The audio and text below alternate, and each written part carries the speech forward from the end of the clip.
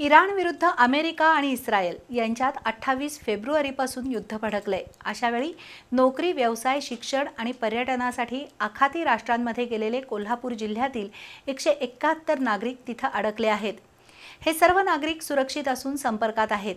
नागरिकांनी अफवांवर विश्वास ठेवू नये असं आवाहन जिल्हाधिकारी अमोल येडगे यांनी केलं आहे। इराण आणि अमेरिका यांच्यातील युद्धात इराणचे सर्वोच्च नेते आयातुल्ला अली खामेनी मारले गेले।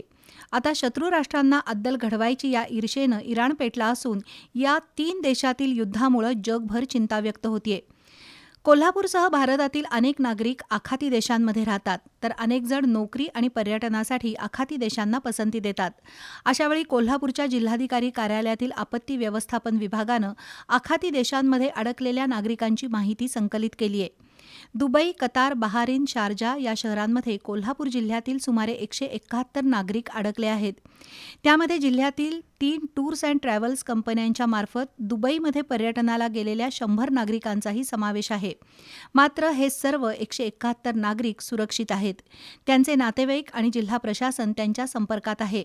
त्यामुळे नातेवाईक आणि मित्रपरिवारानं घाबरू नये किंवा कोणत्याही अफवांवर विश्वास ठेवू नये असं आवाहन जिल्हाधिकारी अमोल येडगे यांनी केलं। सर 3 टूर ऑपरेटर्सच्या यांच्या माहितीनुसार साधारणतः 100 पर्यटक आपले दुबईमध्ये गेलेले होते। त्यांचा डेटाबेस आपल्याला समजला।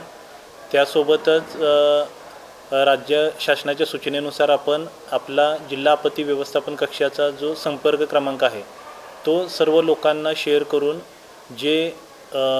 ज्या लोकांचे नातेवाईक आखाती देशांमध्ये नोकरीनिमित्त किंवा पर्यटनानिमित्त किंवा यात्रेनिमित्त गेलेले आहेत त्यांची माहिती देण्यासाठी कळवलेलं आहे। तर बहरीन असेल किंवा दुबई असेल, कुवेत असेल, वेगवेगळ्या आखाती देशांमध्ये जे कोल्हापूरकर आहेत त्यांची माहिती आमच्या नियंत्रण कक्षाला येत आहे आणि त्यासोबतच ह्या सर्वांशी संपर्क केला जात आहे। सर्व कोल्हापूरकर जे आखाती देशामध्ये आहेत ते सुरक्षित आहेत अशी आत्ताची माहिती आहे।